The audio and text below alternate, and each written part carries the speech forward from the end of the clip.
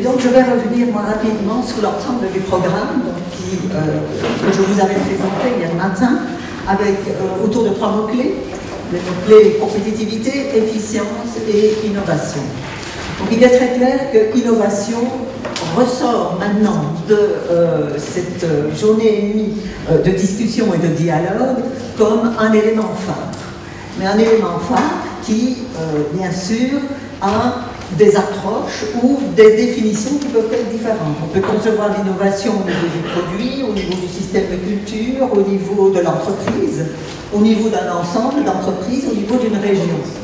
Ça peut ressortir aussi assez directement des sessions qui ont été consacrées à l'innovation et plus particulièrement celle de hier fin de journée à la conception de l'innovation, donc quelle est la théorie et quelle est la recherche qui est en œuvre à l'heure actuelle pour aider à concevoir l'innovation et quels sont les éléments essentiels à avoir présents à l'esprit. Et c'est revenu maintenant ici au niveau de la table ronde, c'est d'abord une préoccupation journalière, une préoccupation culturelle de l'entreprise. Qu'est-ce que c'est que l'innovation? C'est pas seulement vendre le produit, et c'est une préoccupation. L'innovation est une préoccupation différente de la compétitivité. La compétitivité, c'est au jour le jour. Est-ce que nous sommes efficients? Est-ce que nos produits qui sont bien placés sur un marché le restent? Est-ce que nous avons les concurrents? Est-ce que nous devons être plus efficaces encore pour diminuer les coûts de production? Donc ça, c'est typiquement la préoccupation de compétitivité. La préoccupation d'innovation, elle peut apparaître. On peut avoir une innovation dans cette préoccupation-là. Mais elle a aussi une dimension très différente, qui est une dimension plus large, et qui est une dimension qui apparaît à l'heure actuelle d'autant plus importante que les connaissances scientifiques évoluent, que les technologies évoluent également, et notamment les technologies du numérique. Ça, je pense que c'est vraiment un des éléments qui pousse à l'heure actuelle la nécessité de repenser et éventuellement de redistribuer des niveaux de décision et de redistribuer le dialogue et également entre les différents intervenants d'une filière et entre différentes filières qui ne sont pas nécessairement celles du végétal spécialisé. C'est-à-dire ouvrir de manière plus large encore le champ de réflexion et d'analyse. Et donc l'innovation a sa propre méthode, dont nous l'avons très bien présenté hier, a des freins à l'innovation, mais des innovations qui portent finalement bien au-delà de simplement le maintien d'une position concurrentielle sur un marché, mais qui ouvrent de nouvelles perspectives. On a évoqué quelques exemples avec le colorant de la carotte, des préoccupations d'utilisation de la plante qui a produit ce qu'elle produit traditionnellement, ce qu'on attendait, mais les résidus de culture sont réutilisés pour faire de nouveaux produits. Donc on est là vraiment dans une réflexion différente, mais qui tourne toujours, où l'entreprise de production est centrale. Ça veut dire qu'on ne doit pas le négliger. L'entreprise de production et de commercialisation des produits sont les éléments centraux de la réflexion, mais la réflexion peut être ouverte et chercher des méthodologies ou des modèles, et notamment des modèles à la fois sur la façon de travailler, mais également utiliser l'outil numérique pour rationaliser un certain nombre d'activités. Donc ça c'est très clair que les tests variétaux rentrent typiquement dans les situations de tests de prototypes dans l'aviation.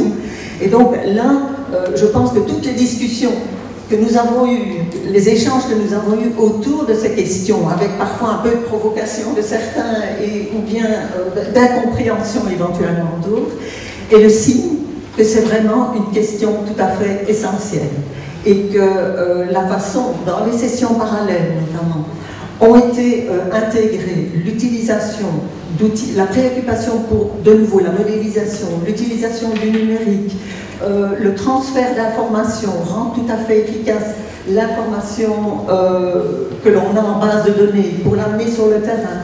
Donc imaginez via les smartphones la façon de donner accès à l'agriculteur sur son champ, de directement identifier différents problèmes de ravageurs, d'avoir les solutions directement en main pour pouvoir intervenir.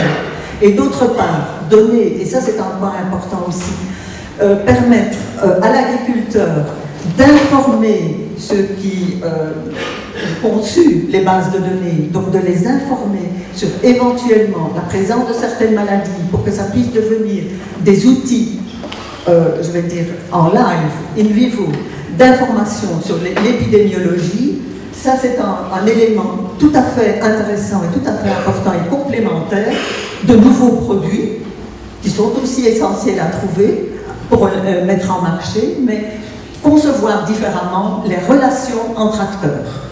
Ça, je pense que c'est une des conclusions que l'on peut tirer de cette journée et demie de discussion autour des préoccupations de compétitivité, d'efficience et d'innovation.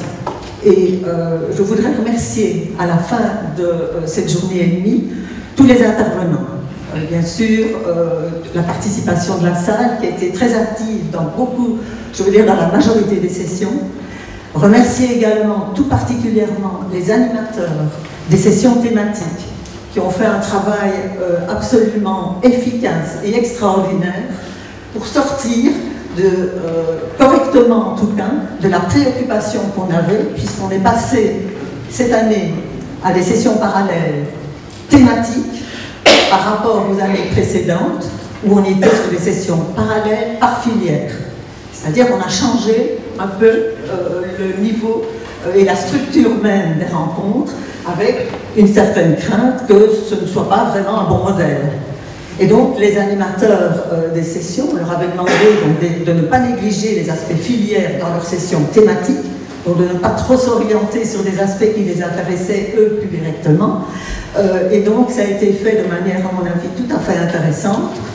Vous avez, je viens alors à des éléments beaucoup plus concrets maintenant, vous avez dans les documents qui vous ont été remis une enquête de satisfaction qu'on vous a remise.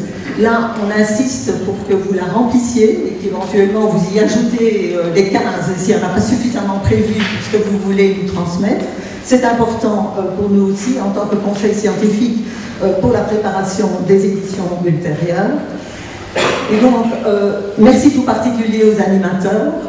Alors, je voudrais également en ajouter un à des personnes que vous ne voyez pas, typiquement, mais qui pour nous sont absolument indispensables dans toute l'organisation et toutes les réunions successives que l'on met en place, y compris les contacts et la diffusion de l'information aux futurs participants et aux animateurs. Et tout d'abord, je voudrais remercier Marie-Pierre Octo, qui est ici dans la salle, et qui est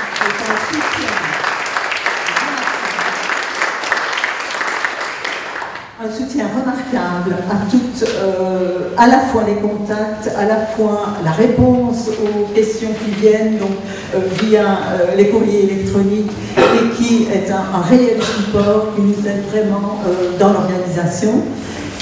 J'y associerai bien sûr Sylvie Guiadet, excusez-moi si je ne prononce pas tout à fait bien, qui l'aide dans cette tâche de soutien logistique à l'organisation.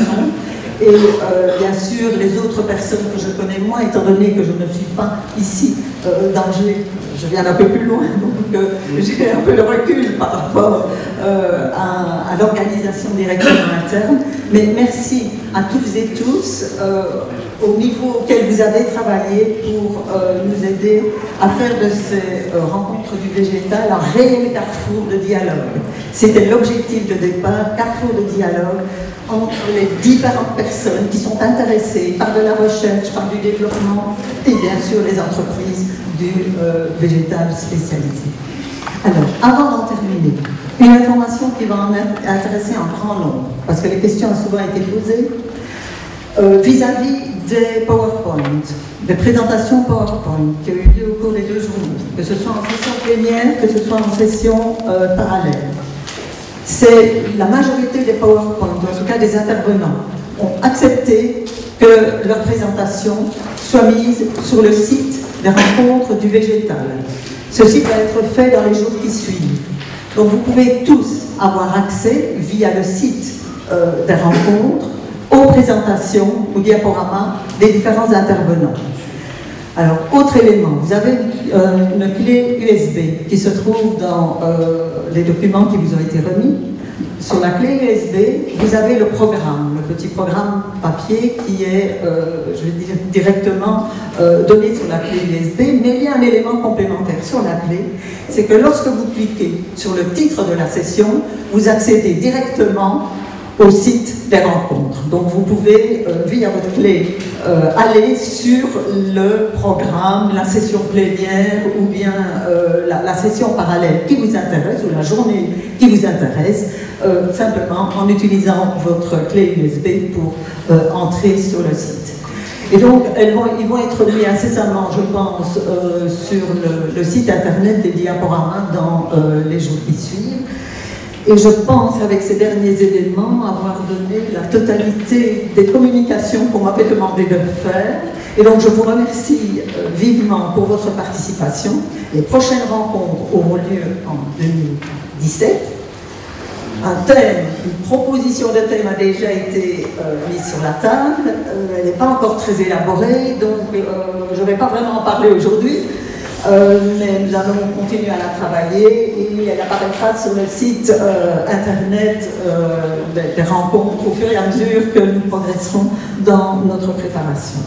Encore merci à tous et à toutes pour cette édition extrêmement stimulante et extrêmement intéressante.